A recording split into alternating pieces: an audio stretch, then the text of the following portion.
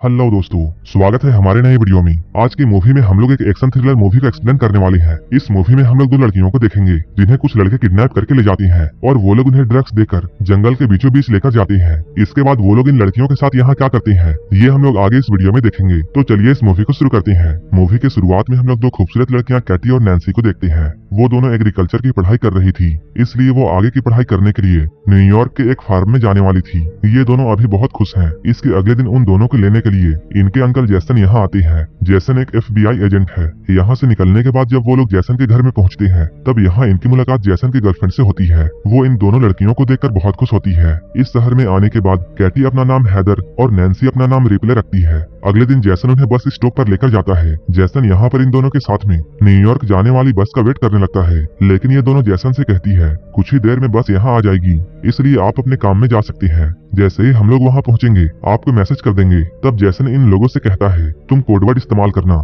जिससे मैं समझ जाऊंगा कि तुम लोग सेफली वहाँ पहुँच गए हो। कैटी कहती है मैं एप्पल वर्ड यूज करूंगी, लेकिन जैसन कहता है तुम हर बार अलग अलग अल्फाबेट यूज करना ताकि कोई भी तुम्हारे कोडवर्ड को नहीं समझ सके। जैसन के जाने के बाद यहाँ पर रोड से गुजर रहे दो लड़के जेसी और नैन्सी को देखते हैं। इसके बाद जेसी और नैन्सी पास के एक रेस्टोरेंट में कॉफी पीने के लिए जाती है। यहाँ पर वो लड़के भी आ जाते हैं जो कि कुछ देर पहले इन दोनों को देखकर यहाँ से गुजर रहे थे।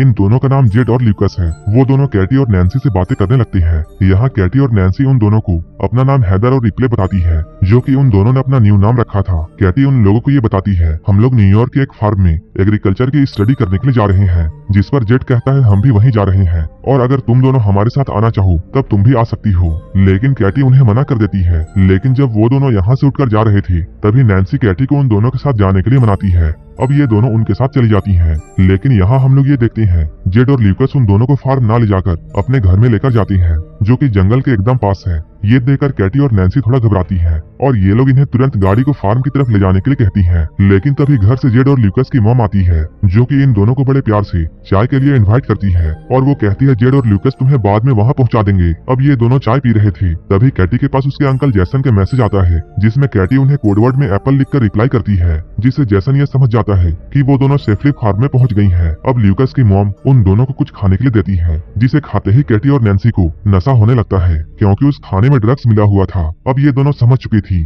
कि उनके साथ गलत किया जा रहा है, जिसके बाद ये दोनों यहाँ से भागने की कोशिश करती हैं, लेकिन थोड़ी दूर जाकर वो बेहोश हो जाती हैं। जिसके बाद जेड और ल्यूकस यहाँ आकर इन्हें उठाकर वापस घर में लेकर जाते हैं। अगले दिन जब इन दोनों को होश आता है तब ये लोग खुद को एक जंगल में पाती हैं। इनके हाथ लोहे के जंजीरों से बंधे हुए थे।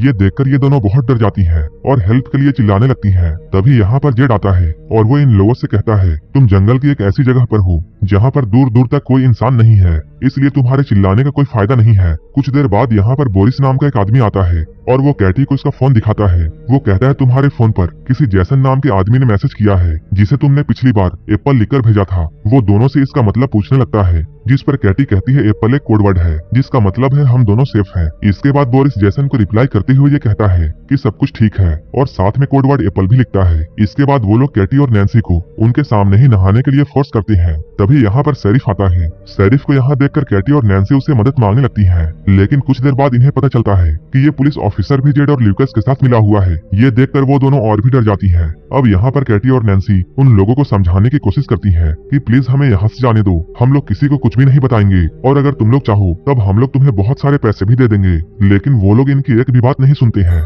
इसके बाद हम लोग ये देखते हैं वो पुलिस वाला पावर बढ़ाने के लिए एक दवा खाता है और वो अपने लिए कैटी को चूज करता है। इसके बाद हम लोग उस पुलिस वाले को कैटी के कंटेनर से बाहर आते हुए देखते हैं। इस सीन को देखकर हम लोग ये समझ पाते हैं कि उस पुलिस वाले ने कैटी के साथ क्या किया होगा। वहीं दूसरी ओर हम लोग जैसन को देखते हैं जिसे कैटी और नैन्सी की बहुत फिक्र हो रही थी क्योंकि कैटी ने मैसेज में एप्पल वर्ड को दोबारा यूज किया था। इधर वो लोग नैन्सी के कंटेनर में एक शराबी और संकी आदमी को भेजते हैं जो कि अंदर जाकर नैन्सी को बहुत टॉर्चर करता है, जिससे नैन्सी बहुत चिल्लाती है और इसके बाद वो नैन्सी के साथ जबरदस्ती करता है। यहाँ पर ये सभी लोग हैवानियत की सारी हदें पार कर चुके थे। असल में ये लोग कैटी और नैन्सी से जबरदस्ती धंधा करवा रहे थे। इधर जैसन कैटी और नैन्सी के बारे में पता करने के लिए न्यूयॉर्क के एग्रीकल्चर फार्म में कॉल करता है। तब उसे ये मालूम चलता है कि वो दोनों एक बार भी वहाँ नहीं गए हैं, जिससे जैसन ये समझ जाता है कि वो दोनों बहुत बड़ी मुसीबत में है। इसके बाद वो तुरंत उन्हें ढूंढने के लिए निकल जाता है। इधर कैटी और नैन्सी के साथ बहुत बुरा हो रहा था क्योंकि यहाँ अगले कस्टमर के आने से पहले जेड और ल्यूकस उन दोनों के चेहरे को कपड़े से ढक देते हैं और वो कस्टमर भी पिग वाला मास्क पहन लेता है। इसके बाद जब वो कस्टमर इनके पास आता है तब जेड और ल्यूकस कैटी और नैन्सी के चेहरे से उस कपड़े को हटाकर इन दोनों को कस्टमर को दिखाते हैं। जैसे ही ये दोनों लड़कियां इस आदमी को देखती हैं वो लोग इसके चेहरे को देखकर बहुत डर जाती हैं और जोर जोर से चिल्लाने लगती हैं। इसके बाद वो आदमी नैन्सी को चूज करता है और इसके बाद वो उसे कंटेनर में ले जाकर उसके साथ जबरदस्ती करता है। अब उस आदमी के जाने के बाद जब कैटी नैन्सी के पास में जाती है तब वो देखती है नैन्सी की हालत बहुत ज्यादा खराब हो चुकी है। वहीं दूसरी तरफ इधर जैसन पुलिस स्टेशन पहुंचता है और वो यहाँ एक पुलिस ऑफिसर से मिलता है और ये वही पुलिस ऑफिसर है जिसने कैटी के साथ जबरदस्ती की थी। जैसन उसे कैटी और नैन्सी के किडनैपिंग के बारे में बताता हुआ ये कहता है कि वो भी एक FBI एजेंट है, जिस पर वो पुलिस ऑफिसर जैसन से ये पूछता है आपको कैसे पता है कि वो दोनों किडनैप हुई हैं? जिस पर जैसन उन्हें कोड वर्ड वाली बात बताता है, मैंने जैसा कि कैटी को समझाया था लेकिन कैटी ने एक ही कोड वर्ड को दोबारा इस्तेमाल किया है जिससे मुझे ऐसा लग रहा है कि वो दोनों कोई मुसीबत में है और शायद किडनैप हो गई हैं। वहीं इधर ये पुलिस ऑफिसर बोरिस को सारी खबरें देता है कि इन दोनों लड़कियों के अंकल FBI एजेंट हैं और वो इन दोनों को ढूंढ रहे हैं और कैटी ने हमें उस कोड वर्ड के बारे में गलत इंफॉर्मेशन दी थी। इसके बाद बोरिस जेट को उस कंटेनर से थोड़ा दूर ले जाकर उससे बातें करता है कि इन दोनों लड़कियों को जल्द से जल्द ठिकाने लगाना होगा वरना हम लोग मुसीबत में पड़ सकते हैं और हमें शहर से आने वाली और भी नई लड़कियों को पकड़ना है। इधर कैटी अपने कंटेनर के पास में खड़ी होकर चुपचाप इन दोनों की बातों को सुनती है। इन दोनों की बातें खत्म होने के बाद बोरिस कैटी के कंटेनर में जाकर उसके साथ फिर से जबरदस्ती करता है। वहीं दूसरी ओर जैसन भी वही रेस्टोरेंट पहुंचता है जहां पर कैटी और नैन्सी को वो दोनों लड़के मिले थे। वो यहाँ पर काम कर रहे एक आदमी से उन दोनों के बारे में पूछता है जिससे वो आदमी जैसन को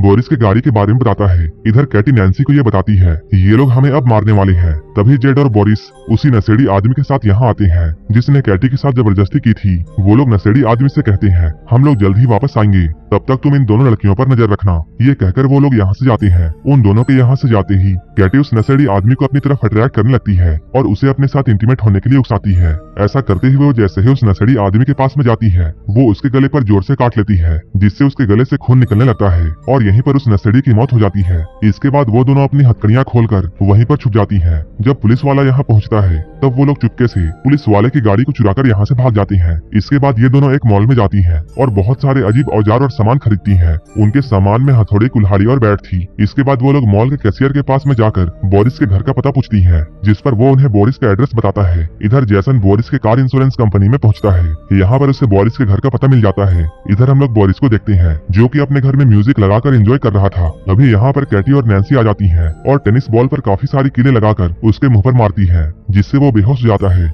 इसके बाद जैसे ही उसे होश आता है तब वो खुद को एक टेबल में बंधा हुआ पाता है लेकिन बोरिस खुद को छोड़ने के लिए उन्हें बहुत सारे पैसों का ऑफर देता है लेकिन कैटी और नैन्सी को पैसा नहीं बल्कि अपना बदला चाहिए था। वहीं अंकल जैसन भी बोरिस के घर के बाहर पहुंच चुके हैं। इधर कैटी और नैन्सी बोरिस से उस मास्क वाले आदमी के एड्रेस पूछती हैं जिससे बोरिस उन्हें एड्रेस बता देता है। इसके बाद वो लोग बोरिस के पीछे किलो से भरा हुआ एक बेसबॉल बैट घुसा देते हैं जिससे बोरिस जोर जोर से चिल्लाता है। इन आवाजों को सुनकर जैसन जल्दी से घर के अंदर आता है और आकर देखता है बोरिस मर चुका है। तभी उसे घर के बाहर गाड़ी की आवाज सुनाई देती है लेकिन जब तक वो बाहर जाता कैटी और नैन्सी यहाँ से निकल चुकी थी। अब जैसन जल्दी से पुलिस स्टेशन जाता है और उस पुलिस ऑफिसर से दोबारा कैटी और नैन्सी के बारे में पूछता है। इसी दौरान जैसन कैटी और नैन्सी को कॉल करने की कोशिश करता है। तभी उसे पता चलता है कैटी का फोन उस पुलिस ऑफिसर के जेब में है। इससे पहले कि जैसन कुछ कर पाता वो पुलिस ऑफिसर जैसन के पीछे गन पॉइंट करके खड़ा हो जाता है। वहीं इधर कैटी और नैन्सी एक चर्च में पहुंचते हैं जहां हम लोग ये जानते हैं वो पिग मास्क वाला आदमी कोई और नहीं बल्कि इस चर्च का फादर है। चर्च का फादर इन दोनों को देखकर इन्हें पहचान लेता है। तभी कैटी पीछे से उस पर हमला करके उसे बेहोश कर देती है।